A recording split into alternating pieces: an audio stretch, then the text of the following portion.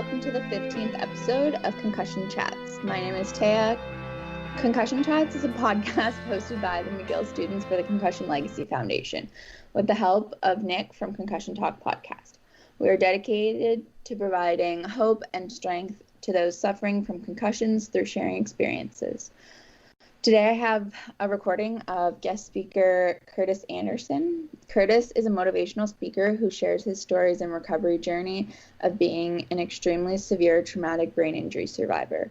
On his Instagram, he consistently posts about different activities and challenges that he does to measure his recovery and to motivate others. His Instagram handle is @CurtisAnderson6. On June 27th, 2002, it was scorching hot outside. I traveled to the Ponoka Stampede. The last thing that I remember was my head being smashed against a bullet's head twice. I spent the first 3 weeks in a drug-induced coma at the U of A hospital. First thing that I remember was the ambulance ride over to the Glen Rose Rehabilitation Hospital. I didn't know where I was going or what had happened. I soon realized that I could no longer walk, no longer talk, or move my left arm. When my family and friends came to see me, I had to write everything down in a scribbler to communicate for the first couple of weeks. I had to move my left arm with my right. When I took my first steps, the physiotherapist would walk alongside me for an hour a day, teaching me how to walk step by step. It'd be your cane, left foot, and then right. There would be an assistant walking behind me with a chair so I could take a break once in a while. And it was a big deal to walk 20 feet without stopping. Last summer, on June 14th, I walked 19.8 miles. I started out with ice chips, thickened water, now the real stuff. I started with a feeding tube, period food, then diced food, chopped up into little pieces. I am now able to cut my own steak. The first step of independence that I regained was when I was able to make my own transfers from my bed to my chair. I was then able to take myself to therapy and for my meals. I went outside and I put my bare feet in the grass.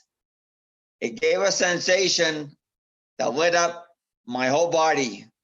I would even lay down in the grass and exercise. I also rolled my chair up and down the sidewalk to regain some strength. One night, I went swimming without telling anyone. Well, the security guards found me, escorted me out of the pool and back to my room. And I was wondering what everyone was just so wound up about. I had everything under control. I was part of an oral motor group with other survivors. We would take turns pronouncing vowels and then words.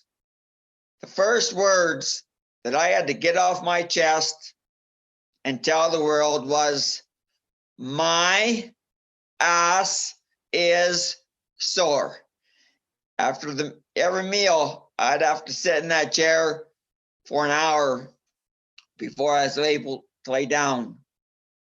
Throughout my recovery, people get the impression that I'm unable to do things, but you're better off to do it on your own, because if you never try, you won't get better. And it doesn't matter if it takes you 10 times as long, you are still able to do it on your own. When your slate has been wiped clean, the smallest achievement is like climbing a mountain for a survivor. When I first went out to dinner in my chair, rolling in the restaurant was like being hit by a baseball bat. You hear everyone talking, all of the background noise, then everyone stops and stares at you. And it was too much stimulation. One day, a frustration was building up. I got mad and I threw my cane on the top of the roof. Then I looked up there and realized, well, that sure did a lot of good when I needed my cane to walk. I speak at brain injury centers and other events where there are survivors, and there has been survivors tell me that I was an inspiration for them to keep going in their recovery. It doesn't get better when you hear a statement like that. I have walked down the road that they're on. I know what it is all about. I could say my story and they can relate. It is a lot different than someone talking out of a textbook or reading stats. No one can say how far you'll go. Determination, dedication, try, grit, courage, confidence, commitment, resilience, tenacity, perseverance, optimism, strength, and the most important, patience, is a choice until it is the only choice that you have. I talk to parents of survivors. Some tell me it seems like their child's recovery is going slow. And I remind them to look back at where their child started till now, and there will be mountains of difference. Sometimes you need to remind yourself of that. I spoke at a school in Vermilion, Alberta, and there was a boy that rode his bike to school all the time. At the end of the day, the boy inspected his helmet and realized it was unsafe to wear. He ended up walking his bike home from school. To know my story made that much of an impact is something you don't put words on. I spoke at the Pinoca Elementary School last spring. There was a 7-year-old boy walk up to me and say, "I would like to thank you for not giving up." Those words went straight to my heart. I met Greg Wyanko at the First Responders Rodeo in St. Albert. Greg was the paramedic that put the intravenous on me in the arena that day. I met Rob McKenzie at the Pinoca Stampede in 2019. And Rob was the paramedic that came out of the crowd to intubate me so I could start breathing again. It's pretty powerful when I was able to shake Greg and Rob's hand and the Canadian Pro Sports Medicine team that gave me an opportunity to live. A doctor told me once during my recovery, he said, "Curtis, you are not out of the woodworks yet, but the trees are getting farther apart." Well, I could see more and more daylight now. I have never walked 1 mile in anyone else's boots, but I know what it means to never give up. In the public, there is usually only a railing on one side of the stairs. It was 8 years before I could use that left railing again. A lot of the times I came down the stairs backwards just so I could hang on to the railing with my right arm. If there was no railing, I'd be stuck at the top or bottom if there wasn't someone to go up and down with me. It took 9 years to tie my hockey skates. It took 10 years to touch each finger.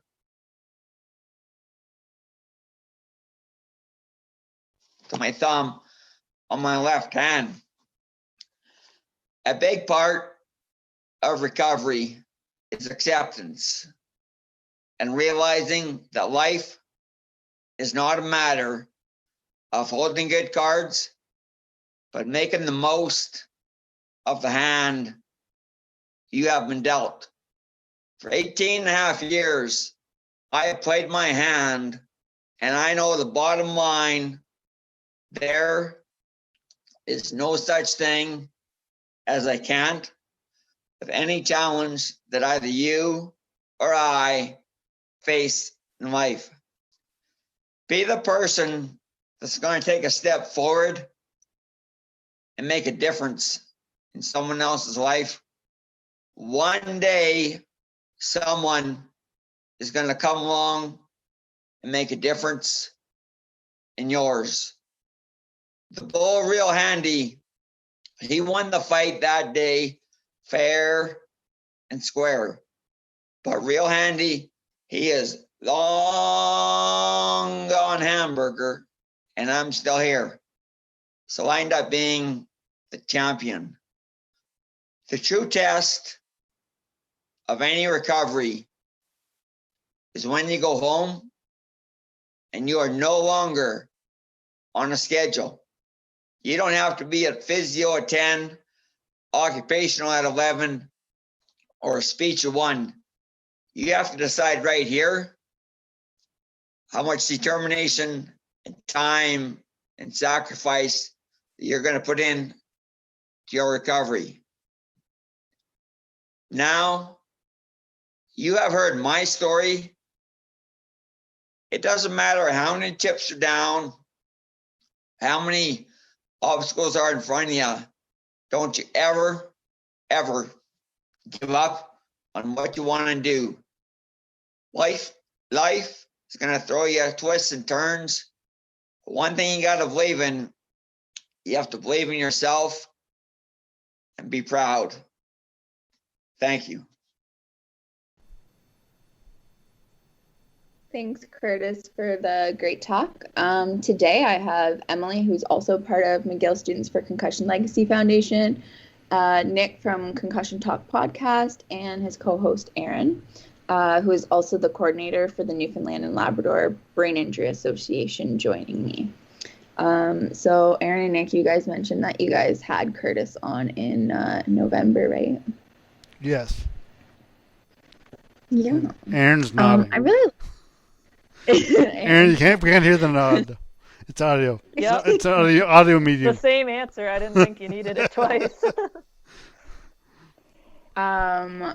Curtis had a lot of inspiring and motivational things to say that I think really resonated with a lot of the group. And the group seemed to really enjoy having him with us.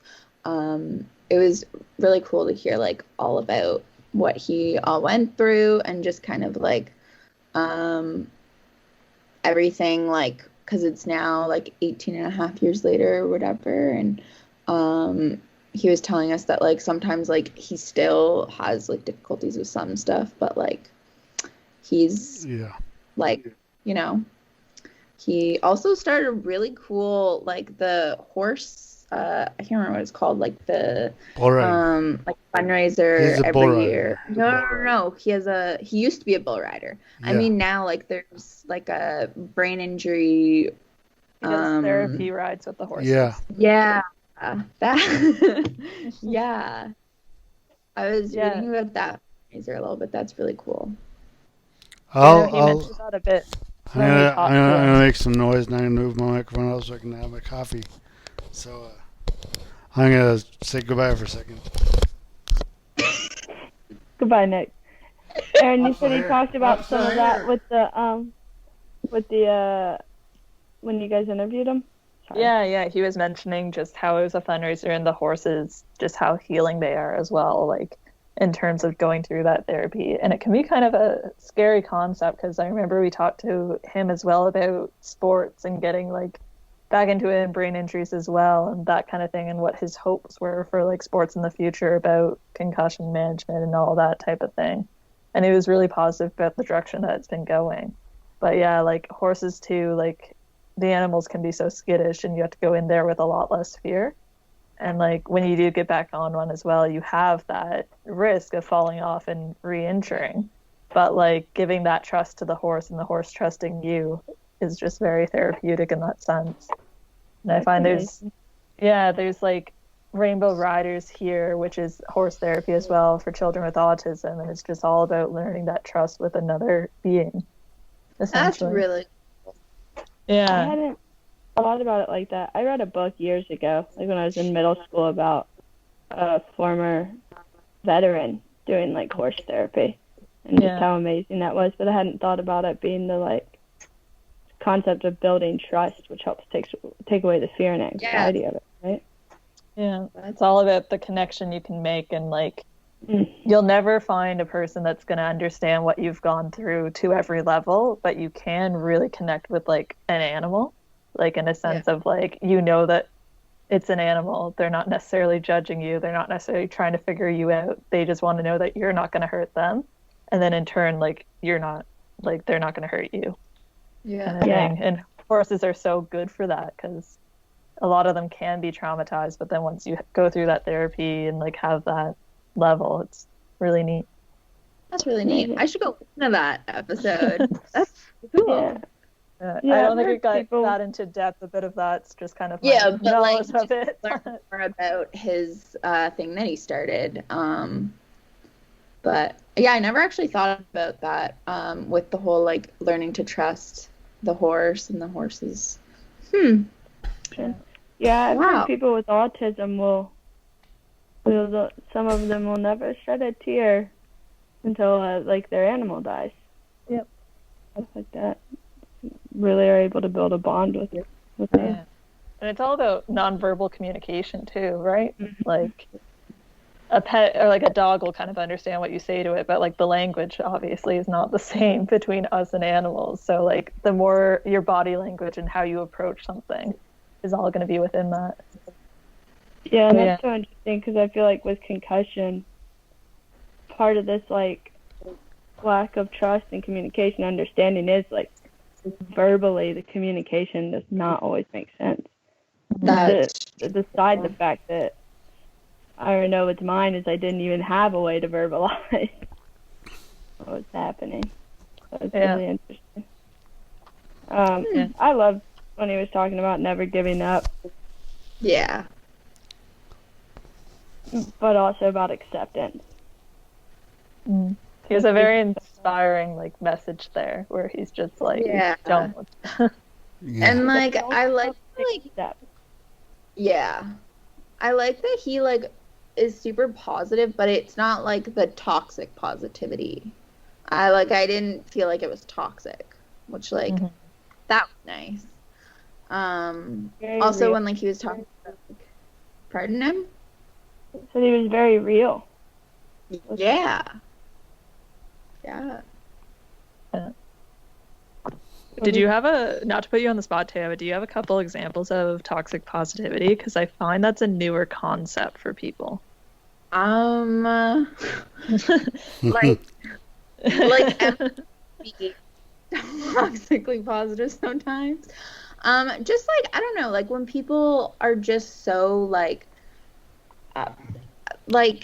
just like only see the good things, like and it's also kind of like invalidating. I don't know, Emily, I feel like you can really she raised her hand, so she should be able to. As somebody who likes to slip into that as a way, it's a way for me to avoid emotions. It's so when, for example, I was talking about this yesterday to my therapist. For example, like if somebody hurts my feelings or I get upset with something in some way, a lot of times just be like, oh, well, I mean, like, at least I can do X, Y, Z. And it's just like, and gratitude is great, right? Gratitude is a great practice, but it's kind of this skipping of going through the actual negative emotions and just honing in on the positive. And in all reality, the positive is great because you don't want to get stuck in the negative. But I found that if you just try and skip over the negative all the time, you stuff it down, and you're living in this. I find for me, as I start to live in this like positive world, and I'm like hanging on by the threads, and then all of a sudden I lose it one day. Yeah. And so that's over something like super tiny too. Like it's just like everything's done over one thing. I don't know, and I think. Like the toxic positivity, like Emily was saying, like the whole like at least I can still do this. It's kind of like when you're talking about like other people, it's kind of like when people say like if someone said like my grandmother died, and then like someone goes or here's like an example. Like I mean like for me like when my great grandma was really sick, and like I felt bad talking about to certain people because people would be like, well, at least you had a great grandmother, like at least you blah blah blah, at least it's just like minimizing and like skipping over like the real stuff that comes with things, and like I don't know, like you need to like hide the bad, only the good can happen, don't acknowledge any bad ever, and then that's when like the shit storm happens because you've got this like this closet that's overflowing of these like negative emotions, and like you're like trying to hold it in at all costs, but like you know like try and slip one more thing in, and then like boom, it just blows up, and then just done. Yeah, the fall is the hardest part. I think. Yeah, and I think like our society is so focused on doing that too, because like if you say like, oh, I just lost this person, they're like, oh, well, like at least they like died quickly, like if they suddenly passed kind of thing. It's like at least you didn't have to suffer through that. And it's like, I guess, but like can we just be sad for a minute? Like can you just be uncomfortable with me? Like, and it's so prevalent like with Curtis as well, and his is so not toxic positivity because he's like, I went through this, I want to talk about it, don't give up, but it's hard, right? Was so nice because like he was so real about it. And like I mean I think a lot of toxic positivity, like when you said like you want people to like be uncomfortable with you, like that's what it is. Like when people are uncomfortable, they like resort to the toxic positivity, like automatically like kind of like diminish like the experience or the feeling, whatever. And like you said, like Curtis was so real about it, and he like shared what he went through, the fact that like it wasn't easy, but like he made it through, and like now he's like still dealing with some stuff, but like he said something about like not being out of the woods yet, but like the trees are getting further apart. I really liked that when he said that. That was a good one. But, yeah, Nick. Oh, thanks. I was gonna say just like I can kind of speak to what Curtis was saying, but like people when you start saying things like, oh, you know, this sucked, or this was hard, but you know, I'm doing this now and I'm feeling good now, or whatever. But people always like as soon as you say like they I know people recognize me as a positive person, and if I say, and I am, but if I say something like, oh, you know, that sucks, but I can't even get through that. But like I say, that sucks. Like, oh, don't say that. Don't say you're doing great and all this stuff. It's like, well, just let me just like don't ignore the fact that it is hard. It is difficult sometimes, and everything is not great. Like it's just, people don't want to hear that anything is tough or bad or people made you feel bad or whatever. Like like it just needs to be all the positive all the time. Like how I think it was you, Nick, like you were talking about like how like every book is just always like the positive things and like the super crazy like life-changing things. Like I think that we were talking about that, and like like more people like Curtis where like they get into like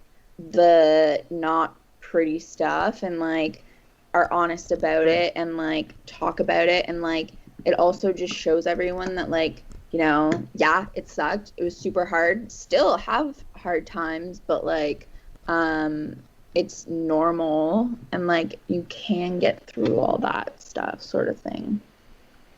Exactly. Emily, you look deep in thought.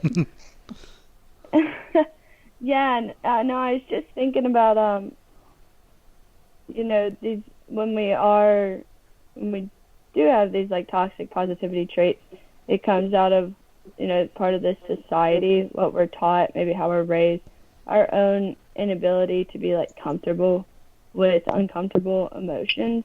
And one of the things that I've been told a lot is to don't use buts, use ands. Like, I've heard that. I am sad this happened, and I still can do these things. Like, these two feelings can coexist, and that's like a really was a big thing for me to grasp. Is I think that sometimes I'm such a black and white person that I'm like, oh, if this is happening, you know, if a bad thing happens, but there's this, so therefore I'm not allowed to feel bad because I still have these things. But I can feel bad and still be grateful for these things that I do have. So really trying to get the word but out of my vocabulary and use the word and instead has been a massive help. I've heard that. I was just thinking about society things. Yeah. That's and the like whole our thing conversation a few months ago about like the shoulds and like the list that your mom like gave you that we gave to the group, like the naughty words. Like naughty words to avoid. Naughty words. She calls them. That's what she does. That, and I think sometimes society is like, if we believe something hard enough, it will come true, which I know I've talked about before. But if that's that whole, it's just like, can we be realistic? Like, your please? willpower Because will not totally get something fell for into that stuff. existence. Yeah. I totally bought that marketing scheme that society brought, and it's kind of screwed me over. Like, if you sit down and you're just like, I manifest that this is going to happen, it's not going to work. Sorry. Like, I'm like, if I believe I'm going to be 6 feet tall, I'm going to grow 6 feet tall. Like, no, I'm not. But yeah, he had such an amazing, inspiring share, and because he was so genuine, like I could feel it, you know. Yeah, like he wasn't like my eyes weren't rolled into the back of my head when he was being positive, you know. Which I definitely like. Pardon? I was saying there's nothing disingenuous about Curtis. Yeah. Yeah, like I mean, Emily, sometimes when you're positive, I roll my eyes into the back of my head, like not as much anymore. The shit Emily does it.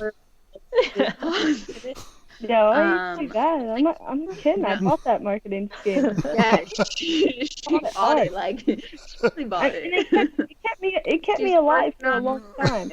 But it's good if it's the thing that you gotta hang on to get through the day, but it's not gonna actually heal you is the problem. Yeah, it's not like a lifetime thing, you know. It's like a in the moment to get through. Yeah. And I mean, there is cases where you're like, I can do this is going to be the most helpful to you. And like those cases though are like when Curtis talks about his therapy program with the horses, it's like, if you don't think you can get on that horse, tell yourself you can, and you're going to build yourself up. But of course, you got to be realistic about your physical limitations, your mental limitations at the time, everything else. So I find he has the perfect balance of that, is that what he has learned through all this journey is that he's been able to find that balance and been able to try to inspire it. Yeah, he definitely does have like the perfect balance, I think. Mm-hmm.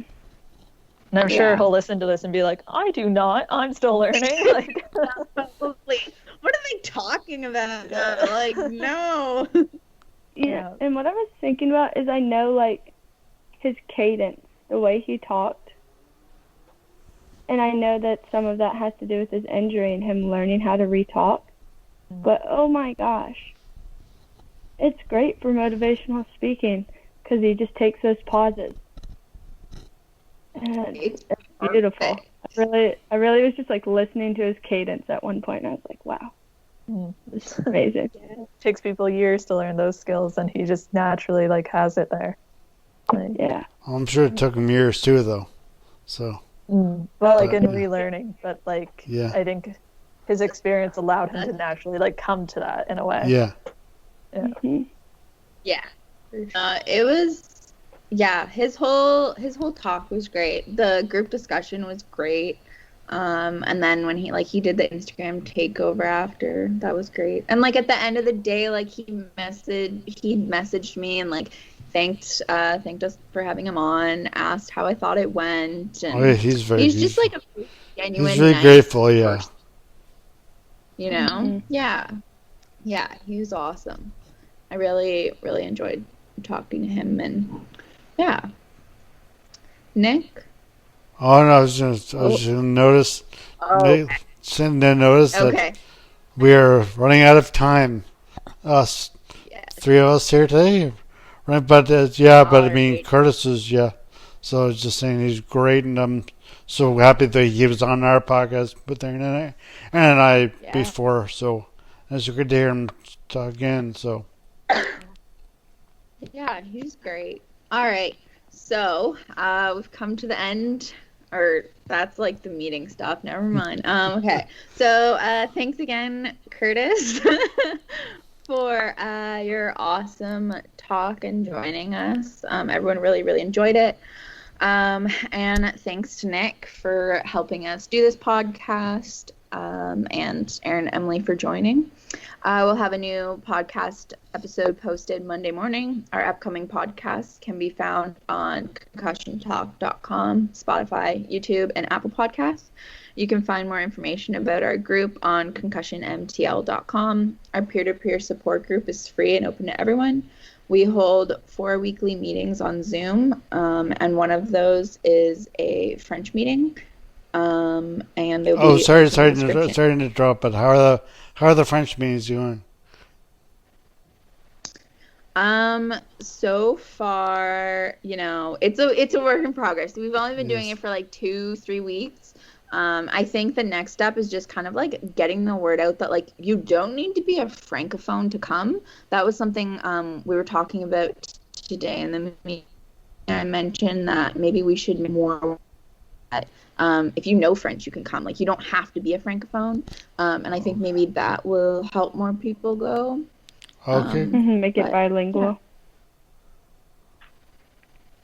Yeah, Great. like the goal of the French meeting is more to be inclusive. So like it doesn't need to be a complete francophone. It can be someone like me who like took immersion all their life and knows French. But you're from or Brunswick, like so it's someone kind that like of cheating. what? You're from Brunswick, so that's kind of cheating. No, I'm not. Only lived there 2 years. I Oh. do not identify as being from that. New Brunswick French is not I'm- French either way. Yeah. They're Sorry, yeah, any they're New French. Brunswickers listeners. I'm a New Brunswicker. Literally, So. like their French program is so far behind. Like no, like yeah, I was learning stuff I learned in like grade 7, in grade 12, and grade 11 there. So, but yeah, no, like it's open to anyone that like is willing to participate in French or listen to a discussion in French. Like it doesn't matter your level of proficiency. Like we have French people join our English meetings, and Yeah. I mean, Yeah. Well, so I think Great. just like making that more known to people. But Great. yeah, that's it. all right, great. Thanks. Thank you. Thanks. HeadCheck Health bridges gaps in concussion care through simple, powerful technology. Join organizations like the Canadian Football League, Trek Factory Racing, the Canadian Junior Hockey League, Eastern Washington University, and Volleyball Canada, who rely on HeadCheck to improve communication and optimize care. Visit headcheckhealth.com for more. The music at the beginning of this podcast is by Ben Sound. www.bensound.com.